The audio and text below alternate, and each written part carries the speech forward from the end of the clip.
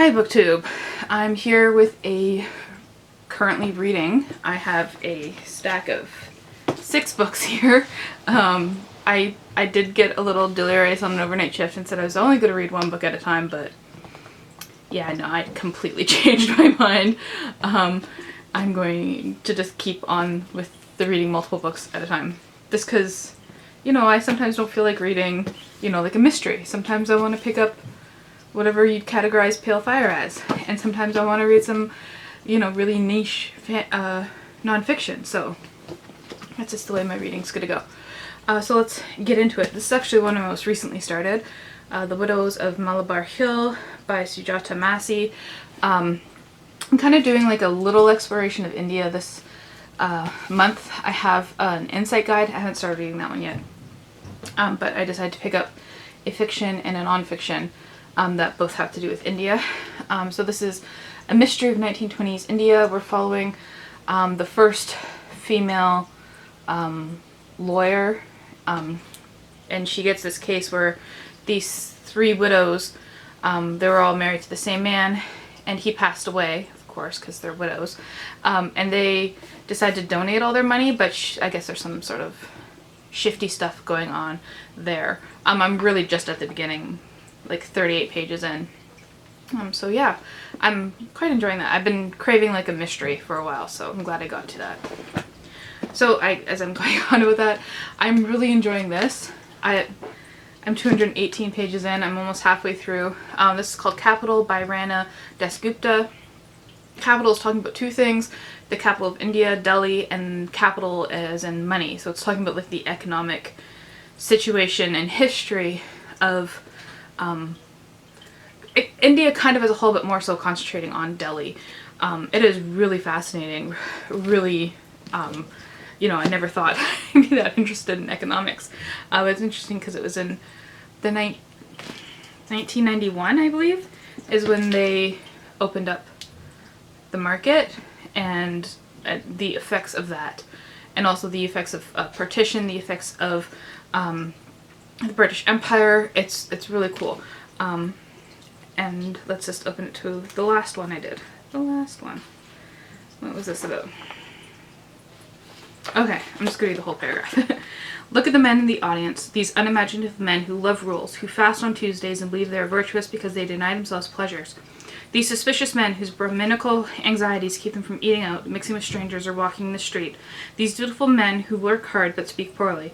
Look at these men who are so conditioned to murder the feminine within them that they cannot keep themselves from stamping on girls and women without. Yeah, the rest of it is all you have to note in context, but I was talking about a lot of the multiple rapes and murders and kidnapping of women during and after the partition, and the effects that has to this day too. It's really quite a good book. Then Pale Fire by Nabokov. I've only ever read Lolita by him, so pick this up. It's you have to read the foreword to this. I know sometimes like we skip forwards, but the foreword is actually part of the book. If that makes sense, it's part of the novel. So this is a 999 line poem, but then we get an analysis of the poem by this kind of unreliable narrator who says he was best friends with the man who wrote it. Yeah. Now let's read the last line. I didn't do that from Malabar Hills because I haven't finished that one. Oh, this one? Oh no, there's one that I really want to read. This one. This one's just beautiful. Okay. I felt distributed through space and time, 1 foot upon a mountain top, 1 hand under the pebbles of a panting strand, 1 ear in Italy, 1 eye in Spain, in caves my blood and in the stars my brain.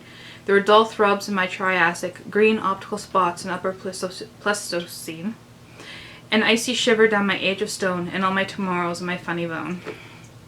Just thought that was interesting. There's some interesting stuff going on in this poem. It's like his whole life story. Yeah, I don't want to get too into it because it's spoilers.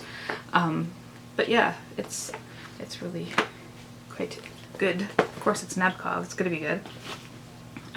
Again, there's no tags in this one yet. Just because there's no tags in it doesn't mean I'm not enjoying it. It just means that I haven't tagged anything yet. So this is Prince of Dogs by Kate Elliott. This is the second book in the, what's the series called? Crown of Stars series. And I really enjoyed the first one, King's Dragon. And we follow two main people, but it gets bigger point of views throughout. We follow Leith, I believe is how, or Elliott. I don't know how to pronounce her name. And she's the daughter of magicians, I think. And she, I don't know how much I can say because they're spoilers, but we follow her perspective because she's not supposed to be able to do magic. I think that's saying enough. And then we follow Elaine, who was supposed to go into the church, but his city got attacked, and he ended up following along with, it wasn't the king's army, it was some count's army. Yeah, and so this is continuing on after. Horrible things have happened in the first book. Horrible things continue to happen in the second book, but it's really quite an enjoyable. I really like early 90s, or late, any kind of 90s fantasy. There's just something about that time period. Then I'm also reading, it's the same back and front, Gustave Flaubert, Madame Bovary, in this lovely book here. I'm not very far in it, again only 38 pages. And yeah, I think the general synopsis that I got online is that it's about a woman who marries this man and then starts living beyond her means as kind of like maybe a form of revenge or something, is what I think it's about. But so far it's about a man marrying a woman. It's only 38 pages. He's already been married twice at this point. So that's what he's doing. And then I have The Truth by Terry Pratchett. This is the 25th Discworld novel, but if you know the Discworld novel, you don't have to read them in order, and this is one of the standalones. William de Worde is the accidental editor of the Discworld's first newspaper. And it's interesting, there's this whole rumor that the dwarfs can turn lead into gold, and by that they mean they can have lead